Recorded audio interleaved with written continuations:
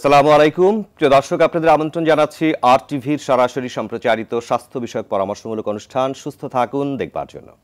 প্রিয় দর্শক, পবিত্র রমজান মাস সমাগত। আমরা সকলেই চেষ্টা করি যারা ধর্মপ্রাণ মুসলমান তারা পবিত্র রমজান মাসে রোজা পালন করতে, এবং যারা কিছু কিছু রোগে আক্রান্ত রয়েছেন, দীর্ঘমেয়াদী রোগে আক্রান্ত রয়েছেন, রোগে আক্রান্ত থেকেও কিভাবে সঠিকভাবে রোজা পালন করা যায় সেই বিষয়টি নিয়ে আমরা সকলেই সচেতন থাকি। প্রিয় দর্শক, আমাদের সমাজে বা আমাদের বাংলাদেশে অনেক ডায়াবেটিস রোগী রয়েছেন। অনেকেরই ডায়াবেটিস নিয়ন্ত্রণে রয়েছে, অনেকেরই অনিয়ন্ত্রণে রয়েছে, আবার অনেকেই ঠিকভাবে বুঝতে পারেন না যে ডায়াবেটিস থাকা অবস্থায় কিভাবে আমরা খাদ্যাভ্যাস বা খাদ্যচর্চা নির্মাণ করব।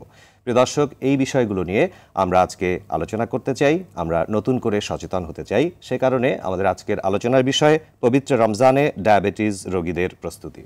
দর্শক, আজকের এই বিষয়টি নিয়ে আলোচনার জন্য আমাদের মাঝে উপস্থিত রয়েছেন মেডিসিন ও ডায়াবেটিস বিশেষজ্ঞ ডাক্তার সৈয়দা মনি চৌধুরী, সহযোগী অধ্যাপক, ইন্টারন্যাশনাল মেডিকেল কলেজ হাসপাতাল। আপনাকে স্বাগত জানাচ্ছি আমাদের আজকের অনুষ্ঠানে। ধন্যবাদ আপনাকে। জি, আপনাকেও ধন্যবাদ। আমরা আলোচনা শুরু করবার আগে আমাদের দর্শকদের সাথে একটু কথা বলে আসি। প্রিয় দর্শক, আপনারা চাইলে আমাদের সাথে অংশগ্রহণ করতে পারবেন। আমাদেরকে আপনারা ফোন করুন স্ক্রিনে দেখানো নম্বরে, এবং এই অনুষ্ঠানটি যদি পরবর্তীতে আপনারা দেখতে বা শুনতে চান সেক্ষেত্রে সার্চ করতে পারেন ইউটিউবে youtube.com/RTV লাইফস্টাইল এই ঠিকানায়। আমরা শুরু করছি আলোচনা। প্রথমেই আমরা এভাবে একটু জানতে চাই যে যারা ডায়াবেটিসে আক্রান্ত রয়েছেন তারা কিভাবে আসলে প্রস্তুতি গ্রহণ করবেন, কি কি বিষয়ে তারা নজর দেবেন এই পবিত্র রমজান মাসে রোজা পালন করবার জন্য, কি কি পূর্ব প্রস্তুতি দরকার? খুব সুন্দর একটা প্রশ্ন করেছেন যে যারা ডায়াবেটিস আক্রান্ত আছেন তাদের মধ্যে অনেকেই কিন্তু আসলে রোজা রাখতে চান, এবং আমাদের কাছে রোগীরা যেটা এসেই বলেন যে আমি যদি রোজা রাখতে চাই আমার জন্য আসলে ঝুঁকিটা কতটুকু, এবং এই রমজানে আমি কিভাবে খাবো বা আমার ওষুধ সেবনের প্রক্রিয়াটা কীরকম হবে। তো যেহেতু রোজা একদমই চলেই এসছে, তো আমরা স্বভাবতই রোগীদেরকে বলে থাকি আপনি যদি ডায়াবেটিস নিয়েও রোজা রাখতে চান আপনি পারবেন, কিছু কিছু ক্ষেত্রে পারবে না, সেই বিষয়গুলো আমি পরে বলছি, যে আপনি পারবেন রোজা রাখতে, কিন্তু আপনার আসলে রোজা আসার ঠিক 15 দিন থেকে 1 মাস আগেই কিন্তু এই প্রস্তুতিটা নেওয়া উচিত, শুরু করা উচিত। এর কারণ হলো যে আগের দিন এসে আমাকে বলবেন যে আমি কালকে রোজা রাখতে চাই, আমি কিন্তু ওই সময় তার ডায়াবেটিসের যে ব্লাড সুগারের মাত্রাটা কেমন আছে সেটা জানি না, এবং সে কী ধরনের ওষুধ সেবন করছে সেটাতে তার ঝুঁকিটা কেমন সে বিষয়টা একটু যদি আমি ওদেরকে এক্সপ্লেইন করে বলতে চাই, তখন কিন্তু আমার সেই যে গত 1 মাস বা 15 দিনের তার যে একটা ডায়াবেটিসের ব্লাড সুগারের চার্টটা সেটা যদি আমি দেখতে পারি তাহলে খুব ভালোভাবেই তাকে বলতে পারবো কিভাবে ঝুঁকি ছাড়া সে রোজা রাখতে পারেন। তবে এখন যেহেতু চলেই এসছে আর আগের কথা বলে তো এখন আর হচ্ছে না, যেটা যে এখন আমরা যেটা বলি যে উনি ব্লাড সুগারটা টেস্ট করবেন, যদি তিনি দেখেন যে ব্লাড সুগার লেভেলটা মোটামুটি নিয়ন্ত্রণের মধ্যে আছেন তাহলে তিনি রোজা রাখতে পারবেন অবশ্যই। তবে যদি রোগীর দেখা যায় পূর্ব থেকেই তার অনেক বেশি জটিলতা আছে, যেমন ডায়াবেটিস জনিত কারণে অনেকের দেখা যায় কিডনি ফেলিওর হয়ে থাকে, কারো হয়তো আগে দীর্ঘমেয়াদী উচ্চ রক্তচাপ ছিল, অথবা ইসকেমিক হার্ট ডিজিজ বা হার্টের অসুখ ছিল, সেখান থেকে হার্ট ফেলোরের পেশেন্ট, এবং মাঝে মাঝে দেখা যাচ্ছে যে রোগীর খুব বেশি হাইপোগ্লাইসেমিক এপিসোড হচ্ছে অথবা ব্লাড সুগারের লেভেল অনেক বেশি বেড়ে যাচ্ছে, সেই ধরনের রোগীগুলোকে কিন্তু আমরা বলি যে 2 দিন 1 দিনের ইচ্ছায় আপনি বা 2 দিন 1 দিনের নোটিসে আপনার রোজা রাখাটা কিন্তু ঝুঁকিপূর্ণ হয়ে যেতে পারে। আপনি অবশ্যই বলতে চেষ্টা করছেন যে একটু আগে থেকেই পূর্ব প্রস্তুতি দরকার, বিশেষ করে ব্লাড সুগারের লেভেলটা কত আছে সেটি অবশ্যই জেনে নিয়ে সেই অনুযায়ী নিয়ন্ত্রণ করবার জন্য ঔষধ অ্যাডজাস্টমেন্টের কারণে, কারণ আমরা যেটা হয় আমাদের লাইফস্টাইলে কিন্তু অনেকটা পরিবর্তন চলে আসে এই রমজান মাসে, দেখা যায় সারা দিন ধরে কিছুই খাওয়া হচ্ছে না, এবং যখন ইফতারে খাই ইফতারের খাদ্যাভ্যাসেও অনেকটা পরিবর্তন চলে আসে, তো অনেকেরই দেখা যায় এই যে দীর্ঘ সময় না খেয়ে থাকা ওই সময়টাতে হাইপোগ্লাইসেমিক এপিসোড হয়ে যেতে পারে যদি সে একই রকমের ওষুধ সেবন করতে থাকে। ডায়াবেটিস আক্রান্ত রোগীদের আমরা যে ওষুধগুলো দিয়ে থাকি তার মধ্যে কিছু ওষুধ আছে যেটা ব্লাড সুগার লেভেলটাকে অনেক বেশি কমিয়ে দিতে পারে, সেই ধরনের ওষুধগুলো সেবনের ব্যাপারে কিন্তু রোগীদের সচেতন হতে হবে, এবং সেটা অবশ্যই একজন ডাক্তারের পরামর্শ অনুযায়ী ইনঅ্যাপ্রোপ্রিয়েট রিডাকশন অথবা ইনক্রিজ ডোজ যেটাকে আমরা বলি, যে ডাক্তারের পরামর্শ ছাড়া নিজের ব্লাড সুগারের সাথে সামঞ্জস্য না রেখে যদি কেউ ওষুধ অথবা ইনসুলিনের ডোজটা অনেক বেশি কমিয়ে দেয় বা একবার একটু বেশি আসলো ব্লাড সুগার লেভেল অনেক বেশি বাড়িয়ে দিল, সেক্ষেত্রে কিন্তু হাইপোগ্লাইসেমিয়া হওয়ার চান্সেস বেশি। আপনি যেটি বলতে চেষ্টা করেছেন খাদ্যাভ্যাস শুধু নয়, ঔষধ ঔষধ অ্যাডজাস্টমেন্টের ক্ষেত্রে অবশ্যই চিকিৎসকের পরামর্শ নিতে হবে, এবং কিছু কিছু ঔষধ যেহেতু হাইপোগ্লাইসেমিয়া বা ব্লাড সুগার লেভেল অনেকটাই কমিয়ে দেয়, সেটি যদি চিকিৎসকের পরামর্শক্রমে না হয় তাহলে ক্ষতি হতে পারে, হিতে বিপরীত হতে পারে। দুটো বিষয় এসেছে, একটা হচ্ছে খাদ্যাভ্যাস আর একটা হচ্ছে ঔষধ অ্যাডজাস্টমেন্ট। ঔষধ অ্যাডজাস্টমেন্টের ক্ষেত্রে আপনারা কিভাবে পরামর্শ দিয়ে থাকেন বা কখন কোন ডোজের ওষুধটি খাওয়া উচিত, এই বিষয়গুলো নিয়ে যদি একটু স্বাভাবিক ধারণা দেন। আচ্ছা, ওষুধ সেবনের বিষয়টি কিন্তু আমরা ডায়াবেটিস আক্রান্ত রোগীদের চিকিৎসায় যে কথাগুলো বলে থাকি, আপনাকে 3D অবশ্যই মেনে চলতে হবে।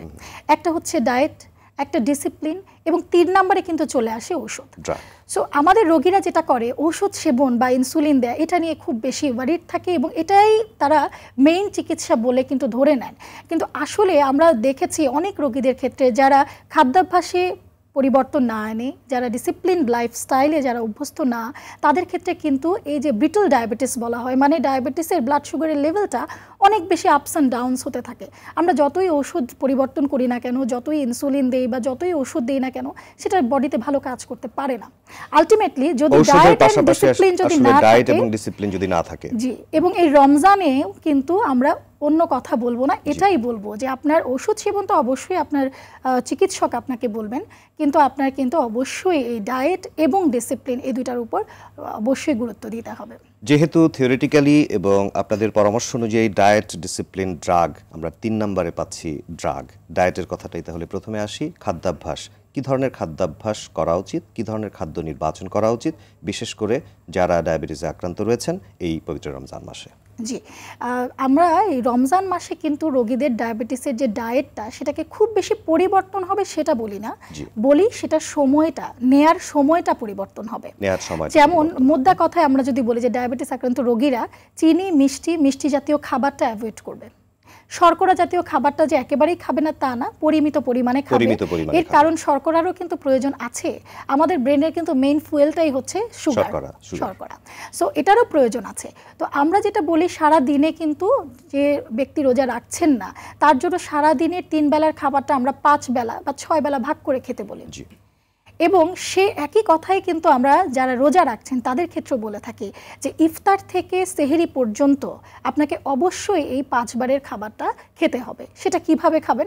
ইফতারটা অবশ্যই উনি করবেন, অবশ্যই আমাদের দেশে তো আসলে ইফতার আমরা খুব আয়োজন করে থাকি, ইফতার উনি করবেন। কিন্তু অনেক সময় দেখা যায় ইফতারে অনেক বেশি খাওয়ার জন্য রোগীরা ডিনারটা স্কিপ করেন। এই ডিনারটা স্কিপ করা ডায়াবেটিস আক্রান্ত রোগীদের জন্য খুবই ঝুঁকিপূর্ণ হতে পারে। এবং সেটা শুধুমাত্র ডায়াবেটিস আক্রান্ত না, যদি তিনি ডায়াবেটিস আক্রান্ত নাও থাকেন, তারপরও কিন্তু এই যে খাদ্যাভ্যাসে দেখা গেল ডিনার করছেন না, উনি পরে আবার সেহরি করছেন, এই খাবারে কিন্তু অ্যাসিডিটির প্রবলেমও হতে পারে। সো অবশ্যই তিনি ইফতার করবেন। ইফতারে আমরা যদি পরিমিত পরিমাণে ইফতারে খাই তাহলে আমরা রাতের খাবারটি খেতে পারবো, সেটি আপনি বলতে চেষ্টা করছেন যে আমরা অনেক বেশি করে ইফতারে খেয়ে ফেললাম কিন্তু সেহরি রাতের খাবারটা বা ডিনার করলাম না, সেটি অসুবিধাজনক হতে পারে। একজন দর্শক আমাদের কাছে কিছু একটু জানতে চাইছেন। হ্যালো দর্শক, আসসালামু আলাইকুম, আপনার নাম বলে প্রশ্নটি করুন। জি, আসসালামু আলাইকুম, আমি ময়মনসিং থেকে আনন্দ বলছিলাম। জি, ওয়ালাইকুম সালাম, বলুন। আমি জানতে চাচ্ছি ইনসুলিন যে নিব, এটা খাওয়ার আগে না পরে, এবং নিলে কতক্ষণ আগে নিতে হয়, নেওয়ার নিয়মটা কি? জি, আপনাকে ধন্যবাদ ইনসুলিন বিষয়ে এই প্রশ্নটি করবার জন্য। সাধারণভাবে ইনসুলিন যারা গ্রহণ করছেন তারা কিভাবে নেবেন এই পদ্ধতিটি যদি একটু বলে দিতেন। ধন্যবাদ দর্শকের প্রশ্নের জন্য। ইনসুলিনটা কিছু ইনসুলিন আছে যেটা আসলে খাবার আগে দিতে হয়। এখন কিন্তু অত্যাধুনিক কিছু ইনসুলিন আছে যেগুলো খাবারের সাথে কোনো সম্পর্ক নেই। তবে দর্শক যেটি জিজ্ঞেস করলেন যে আমি জানি না যে উনি কোন ধরনের ইনসুলিন নিচ্ছেন। যে ইনসুলিনগুলো শর্ট অ্যাক্টিং বা ইন্টারমিডিয়েট অ্যাক্টিং, অনেক সময় মিক্সড ইনসুলিন দেওয়া হয় যে অল্প সময় কাজ করবে এবং দীর্ঘ একটা সময় ধরে ব্লাড সুগারটা নিয়ন্ত্রণ করবে। সেই মিক্সড ইনসুলিনগুলো আমরা যেটা করে থাকি খাবারের আগে নিতে বলি। যদি সেটা শর্ট অ্যাক্টিং হয়, মানে এর কাজ আসলে 4 থেকে 6 ঘন্টা থাকে, তাহলে প্রতিবার খাবারের আগেই তিনি এই ইনসুলিনটা নেবেন এবং খাবার 10 থেকে 15 মিনিট আগে তিনি নেবেন। তবে একটা গুরুত্বপূর্ণ বিষয় যে যদি কেউ ইনসুলিন নেন তিনি অবশ্যই 15 মিনিট পর খাবারটা গ্রহণ করবেন। আদারওয়াইজ ইনসুলিন কেউ নিয়ে নিলেন কিন্তু তিনি খেতে দেরি করলেন অথবা খেলেন না, তাহলে তার সমস্যা হবে, হাইপোগ্লাইসেমিয়া হবে, তিনি অসুস্থ হয়ে যেতে পারেন। সেটি গুরুত্বপূর্ণ বিষয়। আপনি বলছিলেন যে কিছু ইনসুলিন আছে যেগুলো আলট্রা লং অ্যাক্টিং ইনসুলিন, এটা 24 ঘন্টা ধরে ব্লাড সুগার লেভেলটাকে নিয়ন্ত্রণ করে রাখে। এখন এই অত্যাধুনিক ইনসুলিনগুলো আসলে খাবারের সাথে কোনো রকম সম্পর্ক নেই, কারণ এটা ধাপ করে ব্লাড সুগার লেভেলটা কমিয়ে দিবে না, এটা আস্তে করে নিয়ন্ত্রণ করে অল্প অল্প করে সারা দিন ধরে মানে 24 ঘন্টা ধরে ব্লাড সুগারের লেভেলটা নিয়ন্ত্রণ করে রাখবে। সে ধরনের ইনসুলিন যদি হয় তাহলে খাবারের সাথে কোনো সম্পর্ক নাই, তিনি একটা নির্দিষ্ট সময়ে রাত 9টা 10টা যখনই ডাক্তার প্রেসক্রাইব করবেন সে একটা নির্দিষ্ট সময়ে নিলেই হবে এবং তার কিছুক্ষণ পরেই তিনি খাবারটি খেয়ে ফেলবেন। না, ওই যে বললাম যে যেটা আলট্রা লং অ্যাক্টিং সেটার সাথে আসলে খাবারের সম্পর্ক নেই। জি, সেটি আপনি উল্লেখ করেছেন।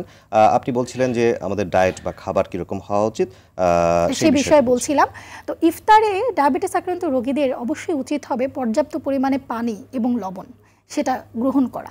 আমি শরবতের কথা বলছি না, কারণ শরবত বলতেই আমরা যেটা বুঝতে পারি যে মিষ্টি চিনি দিয়ে। ডায়াবেটিস আক্রান্ত রোগীরা কিন্তু চিনি দিয়ে শরবত অবশ্যই খাবেন না, তারা যদি কোনো ফলের জুস খেতে চান সেটা অবশ্যই চিনি ছাড়া, এবং সেই সাথে লবণ দিয়ে কিন্তু পানি খেতে পারেন।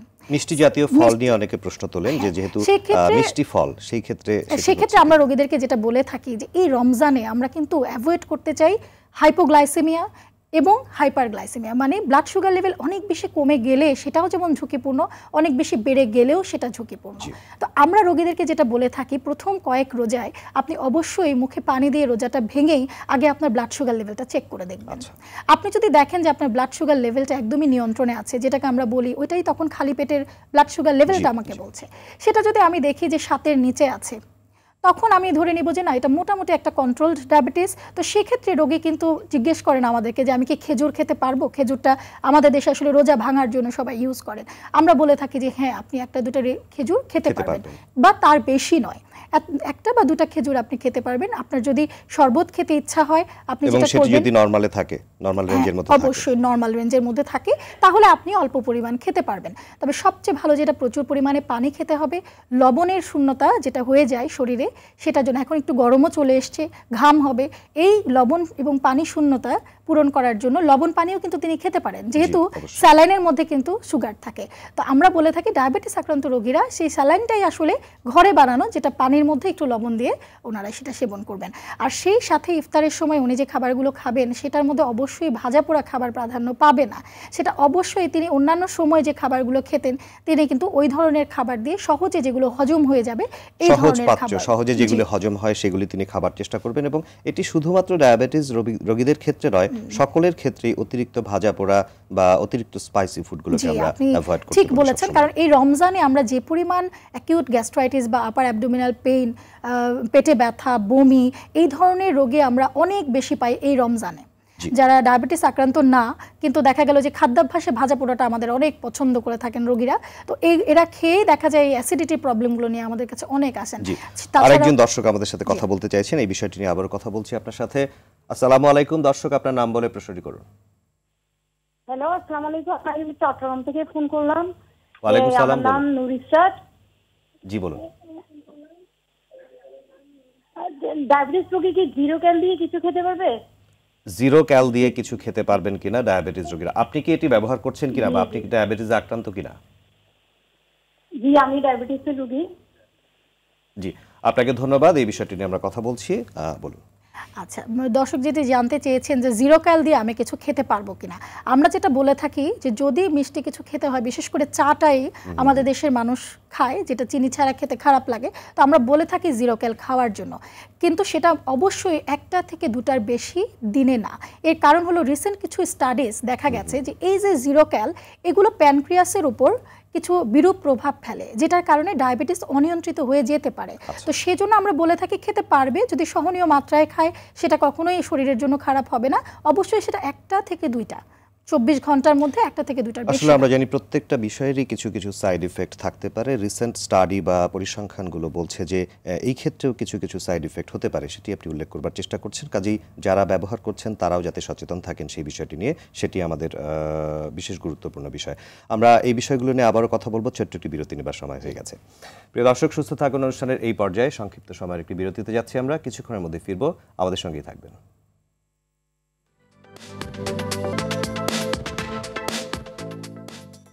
প্রিয় দর্শক, বিরতির পর আবারও আপনাদের স্বাগত জানাচ্ছি সুস্থ থাকুন অনুষ্ঠানের আজকের পর্বে। আমাদের আজকের আলোচনার বিষয় পবিত্র রমজানে ডায়াবেটিস রোগীদের প্রস্তুতি। আমাদের সাথে আলোচক হিসেবে উপস্থিত রয়েছেন মেডিসিন ও ডায়াবেটিস বিশেষজ্ঞ ডাক্তার সৈয়দা মনি চৌধুরী, সহযোগী অধ্যাপক, ইন্টারন্যাশনাল মেডিকেল কলেজ। আমরা একজন দর্শকের প্রশ্ন পেয়েছি, বিরতির সময়ে তিনি আমাদেরকে ফোন করেছেন। দর্শকের প্রশ্নটি নিব। আসসালামু আলাইকুম দর্শক, আপনার নাম বলে প্রশ্নটি করুন। জি, আমার নাম জুলকার নাইন, আমি শ্রীমঙ্গল থেকে বলছিলাম। জি বলুন। আমার ওয়াইফ কনসিভ করছে, ডাক্তার হচ্ছে আপনার কিছু টেস্ট দিছে, ওইখানে ডায়াবেটিস ধরা পড়ছে হচ্ছে আপনার পয়েন্ট হচ্ছে 11, কিন্তু তার ইতিপূর্বে কোনো সময় ডায়াবেটিস ছিল না। এখন আসলে তার মানে করণীয়টা কি? তিনি কি ব্যবহার করছেন, ঔষধ হিসেবে কি ব্যবহার করছেন, ইনসুলিন নিচ্ছেন? আমি এখনো কোনো ডাক্তার দেখাইনি, আজকে আর কি যাবো এমন একটা চিন্তা করছি আর কি। জি, আপনাকে অনেক ধন্যবাদ। খুব মোক্ষম সময় আপনি টেলিফোনটি করেছেন, কারণ খুবই গুরুত্বপূর্ণ একটি ইস্যু। একজন গর্ভবতী নারী যার ব্লাড সুগার ধরা পড়েছে 11, উনি বলছেন, আপনার পরামর্শ কি? আচ্ছা, ডায়াবেটিস আক্রান্ত যারা আছেন, প্রেগনেন্ট ওমেন, উনি প্রথমেই বললেন যে আমার ওয়াইফের আগে কখনোই ডায়াবেটিস ছিল না, এবার ধরা পড়েছে। এটাকে আমরা যেটা বলি জেস্টেশনাল ডায়াবেটিস মেলাইটাস, তার মানে গর্ভকালীন সময়ে তার ডায়াবেটিস। এই ধরনের রোগীগুলো যখনই বাচ্চা হয়ে যায়, বাচ্চা প্রসবের পর অনেক ক্ষেত্রে আমরা দেখি যে তার ব্লাড সুগার লেভেলটা নর্মাল হয়ে গেছে। আবার অনেকের ক্ষেত্রেই আমরা দেখি যে না, ওনার এই যে ডায়াবেটিসটা ধরা পড়লো, এটা পরবর্তী জীবনেও তার কন্টিনিউ করতে পারে। জি, আর এখনকার জন্য ওনার পরামর্শ? এখনকার জন্য ওনার যেটা পরামর্শ, আমরা বলে থাকি যে যদি ব্লাড সুগারের লেভেল 6.7 বেশি থাকে, সেক্ষেত্রেই কিন্তু ওনাকে ইনসুলিন নিতে হবে। এবং আমাদের কাছে রোগীরা প্রায় আসেন, গর্ভবতী মায়েরা, যে আমাদেরকে ওষুধের মাধ্যমে দেন, যেহেতু ইনসুলিনটা আসলে 3 বেলা দিতে হয়, তো আমাদেরকে মুখের কোনো ওষুধ দেন। আমরা আগে দেখতাম যে হ্যাঁ, আমরা মেটফর্মিন জাতীয় ওষুধ দিয়ে আগে চিকিৎসা করতাম, কিন্তু এখন যে রেগুলার আমাদের বহির্বিশ্বে অনেক বেশি স্টাডিজ হচ্ছে, একটা ওষুধের ইফেক্ট নিয়ে কিন্তু অনেক বেশি স্টাডিজ হচ্ছে। এখন আমাদেরকে ওনারা বলছেন যে আপনারা মেটফর্মিন যদি ইউজ করেন, সেক্ষেত্রে আমরা দেখতে পাচ্ছি গর্ভের যে সন্তান, তাদের ক্ষেত্রে অনেক সময় জটিলতা হতে পারে, এবং এই সন্তান পরবর্তীতে যখন 15-16 বছর বয়সের হয়, তখন ম্যাক্সিমামেরই ডায়াবেটিস ডেভেলপ করছে। সো এই ক্ষেত্রে এখন আমরা রোগীদেরকে স্ট্রিক্টলি বলে দিই যে সর্বোপরি সর্বসম্মতিক্রমে সবকিছু মিলিয়ে আসলে এখন ইনসুলিনই ব্যবহার করতে হবে। এবং টার্গেট লেভেলটি আমি একটু বলে দিই দর্শকের জন্য, সেটা হচ্ছে যে খালি পেটে অবশ্যই 5.3 এর নিচে থাকতে হবে। আমরা কিন্তু নন প্রেগনেন্ট যারা, তাদেরকে বলছি যে 7 এর নিচে থাকলেই ডায়াবেটিস কন্ট্রোল খালি পেটে, কিন্তু ডায়াবেটিস যারা প্রেগনেন্ট তাদের ক্ষেত্রে আমরা বলে থাকি যে খালি পেটে 5.3 এর নিচে এবং ভরা পেটে 6.7 এর নিচে, যেটা নন প্রেগনেন্ট হলে লেভেলটা আরেকটু বেশি। সো এর বেশি যদি থাকে, অবশ্যই ইনসুলিন নিতে হবে, কারণ যদি ডায়াবেটিস অনিয়ন্ত্রিত থাকে, বাচ্চা প্রসবের সময়ও কিন্তু অনেক জটিলতা হতে পারে। কাজেই আমাদের যে দর্শক প্রশ্ন করেছিলেন, তিনি নিশ্চয়ই উত্তরটি পেয়ে গেছেন, এবং ইনি চিকিৎসকের সাথে যোগাযোগ করে দরকার হলে পুনরায় পরীক্ষা করে ব্লাড সুগার লেভেল পরীক্ষা করে যদি প্রয়োজন হয় তিনি ইনসুলিন গ্রহণ করবেন, এটি তার জন্য পরামর্শ। আমরা কথা বলছিলাম যে রমজান মাসে কিভাবে আমরা ডায়াবেটিক রোগীদেরকে পরামর্শ দিতে পারি। ডিসিপ্লিন খুব বড় একটি অংশ যারা ডায়াবেটিস রোগী তাদের জন্য। কিভাবে রমজান মাসে ডিসিপ্লিন পালন করা যায়, বা আমরা যদি বলি যে বডি অ্যাক্টিভিটিস বা ফিজিক্যাল এক্সারসাইজ, যেটি ডায়াবেটিস নিয়ন্ত্রণের একটি অন্যতম কৌশল, ফিজিক্যাল অ্যাক্টিভিটিস বা কিভাবে করবেন, আপনি একটু পরামর্শ দেবেন? খুবই গুরুত্বপূর্ণ একটি প্রশ্ন। যে এই ডায়াবেটিস আক্রান্ত রোগী যারা আছেন, তারা কিন্তু ম্যাক্সিমাম ক্ষেত্রে আমরা দেখে থাকি সকালে বা বিকেলের দিকে হাঁটেন। তো এই যে রমজানের সময় ইনি সময়টাতে রোজা রাখছেন, না খেয়ে থাকছেন, ওই সময় তিনি অবশ্যই কোনো ধরনের ব্যায়াম বা এই যে হাঁটা, এটা উনি হাঁটবেন না। তাহলে কখন হাঁটবেন? ইফতারের পর উনি হাঁটতে পারেন, অথবা তিনি কিন্তু রাতের বেলা যখন ডিনার করলেন এরপরে হাঁটতে পারেন। আরেকটি সুসংবাদ, যে রমজানের সময় আমরা 5 ওয়াক্ত যে নামাজ পড়ি, এটা কিন্তু একটা কায়িক পরিশ্রমের পার্ট, এবং অনেকটা কিন্তু এতেই কাভার হয়ে যায়। এবং বাকি যতটুকু তাদের আমি বলবো যে আপনারা অবশ্যই ইফতারের পরে অথবা ডিনারের পর সময়টাতে, রাতের খাবারের পরে, ওই সময় আধা ঘন্টা প্রতিদিন হেঁটে নেবেন, এবং প্রতিদিনই কিন্তু হাঁটতে হবে, প্রতিদিনই হাঁটা উচিত। আর ডিসিপ্লিনের মধ্যে শুধুমাত্র যে শারীরিক ব্যায়াম তা কিন্তু পরিমিত পরিমাণে তাকে কিন্তু আসলে ঘুমাতেও হবে। একটা সুস্থ মানুষের 7 থেকে 8 ঘন্টা ডেইলি ঘুমানো উচিত। এই ঘুমানোটাও নিয়ম করে কিন্তু ডিসিপ্লিনের মধ্যে। হ্যাঁ, তো এই সব কিছুই রোগীদের যদি মেনে চলেন, তাহলে আশা করি রমজানে রোজা রাখতে কোনো ধরনের সমস্যা হবে না। জি, আরেকটি বিষয় আলোচনা, আর একজন দর্শক আমাদের সাথে কথা বলতে চাইছেন। জি দর্শক, আসসালামু আলাইকুম, আপনার নাম বলে প্রশ্নটি করুন। আসসালামু আলাইকুম। ওয়ালাইকুম সালাম, বলুন, শুনছি। আমি রাজশাহী থেকে মিজান বলছিলাম। জি বলুন। ডাক্তার ম্যাডামের কাছে আমার প্রশ্ন হচ্ছে যে ডায়াবেটিসে কোন লেভেলে থাকলে নিরাপদ মনে করব আমি, লেভেলটা আর কি, নিচের লেভেলটা। জি, আপনি কি ডায়াবেটিস আক্রান্ত কিনা বা আপনার পরীক্ষা করিয়েছিলেন? জি, আমার ওয়াইফ আক্রান্ত। জি, উনি নিয়মিত ওই লিনাক্স প্লাস খান, ইমবাজিন খান আর কি। আচ্ছা। আমি যে যে এটা মুখ্য প্রশ্ন আর এডিশন হচ্ছে যে ম্যাডাম বললেন যে ডায়াবেটিস রোগীদের জন্য ইফতারের সময় ফলের জুস, তো আমাদের দেশের ফলের জুস গুলোর মান কেমন, আসলে ফলের জুস কি না, আসলে কি খাচ্ছি আমরা, একটুখানি পরামর্শ। জি, আপনাকে ধন্যবাদ। আমরা আসলে ফলের জুস বলবো যে আপনাকে ধন্যবাদ। আমরা আসলে ফলের শরবত বলতে যেটা বুঝাই সবসময় সেটা হচ্ছে বাসায় বানানোটাকেই আমরা বোঝানোর চেষ্টা করেছি। অন্য কোনো বাজারের কথা আমরা বলিনি বা সেটি আমরা বলতে চেষ্টা করছি না। আপনি বলুন। জি, উনি যেটা বলছিলেন যে কি পরিমাণ ডায়াবেটিস বা ব্লাড সুগার থাকলে নিয়ন্ত্রণে বলবো বা ঝুঁকি পূর্ণ না বলবো, সেটি হচ্ছে যদি ওনার ওয়াইফ যেহেতু ডায়াবেটিস আক্রান্ত, আমি জানি না উনি প্রেগনেন্ট কিনা, আমি একটু আগেই কথাটা বলছিলাম যে যদি ডায়াবেটিস আক্রান্ত মহিলা বা পুরুষ যিনি হন, তিনি খালি পেটে ব্লাড সুগার লেভেলটা যদি 7-এর নিচে থাকে এবং ভরা পেটে বা খাওয়ার 2 ঘন্টা পরে ব্লাড সুগার লেভেলটা যদি 10-এর নিচে থাকে, তাহলেই আমরা বলবো যে এটা নিয়ন্ত্রণে আছে। জি, আগে কিন্তু বলা হতো যে খাওয়ার 2 ঘন্টা পরে 9-এর নিচে থাকতে হবে। এখন এটাকে একটু শিথিল করা হয়েছে যে ডায়াবেটিস আক্রান্ত রোগীরা খাওয়ার 2 ঘন্টা পরে 10-এর নিচে থাকা মানেই এটা নিয়ন্ত্রণে আছে। তবে যারা ইয়াং পিপল, আমরা বলবো 35 বছর বা এর নিচে যারা আছে, তাদের ক্ষেত্রে একটু স্ট্রিক্ট হতে হবে এবং ব্লাড সুগার লেভেলটা যদি 8-9-এর নিচে থাকে খাওয়ার 2 ঘন্টা পরে, সেটা বেটার। জি, ওনার উত্তরটি নিশ্চয়ই পেয়ে গেছেন যে আসলে ব্লাড সুগার লেভেলটা কত হওয়া উচিত সেটি আপনি স্পষ্ট করে বলেছেন। যেহেতু রমজান মাস নিয়ে আমরা কথা বলছি এবং আমরা সকলেই আসলে শরবত খেতে পছন্দ করি ইফতারের সময়, এটি আমাদের অন্যতম একটি খাদ্য উপাদান। এই প্রসঙ্গে যদি আপনার আর কিছু বলবার থাকে, শরবতটা কিরকম হওয়া উচিত? দর্শকও যেটি বলছিলেন যে আমরা যে শরবতটা খাই সেটা আসলে কি শরবত, আমরা সবসময় শুধুমাত্র ডায়াবেটিস আক্রান্ত রোগীদের না, যে কোনো মানুষকে আমরা বলে থাকি আপনার যদি জুস খেতে ইচ্ছা করে বা শরবত খেতে ইচ্ছা করে, সেটা ফ্রেশ ফ্রুট থেকে বা বাজারে যে ফলগুলো কিনতে পাওয়া যায় সেটা কিনে আপনি নিজে বাসায় বানিয়ে তারপর সেই শরবতটা সেবন করবেন, এটাই বেটার। তবে আমাদের কিন্তু ন্যাচারাল যে ফ্রুটগুলো আছে সেগুলোতে এমনিতেই সুগার থাকে, অতিরিক্ত এর মধ্যে চিনি বা গুড় কোনো কিছু মেশানোর প্রয়োজন নেই, এটা অভ্যাসের ব্যাপার। একজন ব্যক্তি, অনেকেই বলেন যে আমি খুব বেশি চিনি খাই, এছাড়া আমার ভালো লাগে না। আরেকজন বলেন আমার চিনি খেতে ভালোই লাগে না, চিনি খেলে আমার মাথা ধরে। তো এটা আসলে একটা অভ্যাসের ব্যাপার। শুধুমাত্র এই যে রিফাইন্ড যে চিনিটা আমাদের, এই চিনিটা কিন্তু ডায়াবেটিস আক্রান্ত বা হাইপারটেনশন আক্রান্ত মানুষের জন্য না, একটা সুস্থ মানুষের জন্যও কিন্তু ক্ষতিকর। তো এটা যতটুকু সম্ভব কমিয়ে আনা উচিত। কেউ যদি ফ্রুট জুস খেতে চান, সেটা অবশ্যই বাসায় তৈরি ফ্রুট থেকে তৈরি করে খাবেন, সেটি আমরা বলবার চেষ্টা করেছি। আরেকটি বিষয় আলোচনা করা দরকার, ড্রাগ অর্থাৎ ঔষধ। যারা ঔষধ ব্যবহার করছেন, সেটি ইনসুলিনও হতে পারে বা মুখে খাওয়ার ঔষধও হতে পারে। ঔষধের ব্যাপারে আপনাদের নির্দেশনা কিরকম থাকে ডায়াবেটিস রোগীদের ক্ষেত্রে? জি, যারা ইনসুলিন নিচ্ছেন তাদের ক্ষেত্রে আমরা কিন্তু খুব সচেতন থাকব। এর কারণ একটা রোগী যদি হাইপারগ্লাইসেমিয়া, ব্লাড সুগার লেভেল অনেক বেশি বেড়ে যায়, সেটার চেয়ে ব্লাড সুগার লেভেল অনেক বেশি কমে গেলে কিন্তু পেশেন্টের মৃত্যু খুব তাড়াতাড়ি হতে পারে।